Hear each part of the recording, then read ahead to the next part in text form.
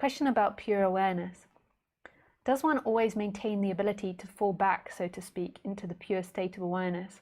Or does the distinction between the content of awareness and awareness itself eventually collapse entirely? If we use the analogy of the sky and the clouds, does one always maintain the ability to separate out into the pure sky? Hope that makes sense. Take care. Who would be the one that does that? Eventually a shift happens where there is just this consciousness, and then inside the consciousness there is the person that arises. So it switches around from being the person which feels like it's in charge of everything and then has the option to go into pure awareness, or I'll call it pure consciousness to put it in my language.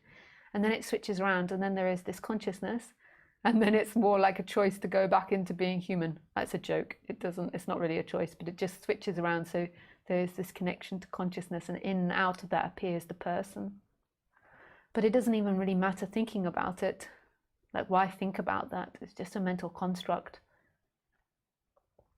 Like, all you need to concentrate on thinking about is seeing that everything you think and believe isn't truth and isn't who you are. And emotions as well. They're not truth. Emotions, thoughts, feelings aren't truth. They can have some truth to them. Like, so it's like calling me human is closer than calling me lamppost. So that's closer, so they seemingly can have truth in them, but they aren't truth. They aren't fact of how this world and life works and who you are. We always believe we are our thoughts and our feelings, and they're actually depicting who we truly are. They're not depicting who you are.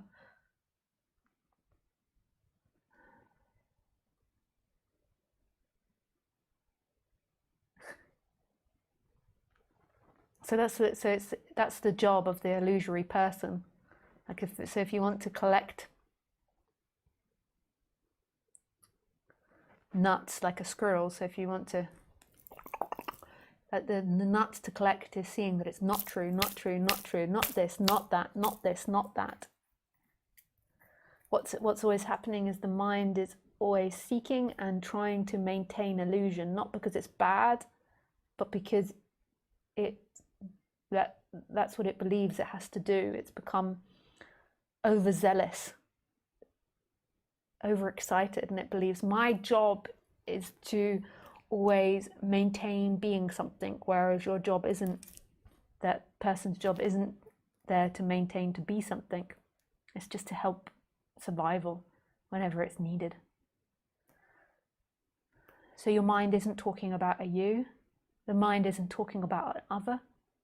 The mind is just talking, and it's not truth. It's just talking in habits and patterns. And your freedom doesn't come from your mind. Your freedom doesn't come from the future or the past, which are imaginations of the mind. Your future doesn't come in attaining things, which is also an imagination of the mind, because you can never attain a thing. Who would be the you that attains it? That's only in your imagination. You can never have something. You can never have your lover. You can never have anything. I mean, it seems like you can consume food. So this is where maybe we get mistaken, but you can't actually have it, because eventually that food comes out of you. Some of it stays on as fat, and then the rest goes out the behind. Imagine if you tried to keep it all in the whole time, you'd eventually explode. Your body would you'd become full of shit. You'd explode with shit. I wonder if anyone has ever attempted to do that. I'm sure someone has, to not shit. I'm sure people have been successful as well. And then they would go and sell it and say, this is how you never have to eat again. You can contain all your poop.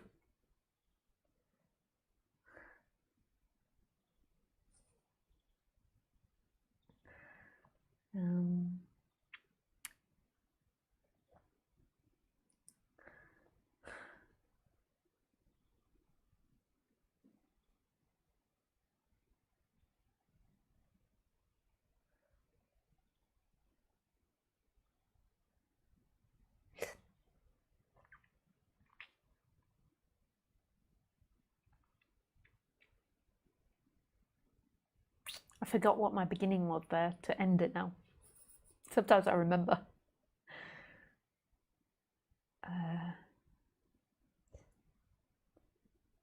Yeah. Okay, thank you, Wesley, for your question.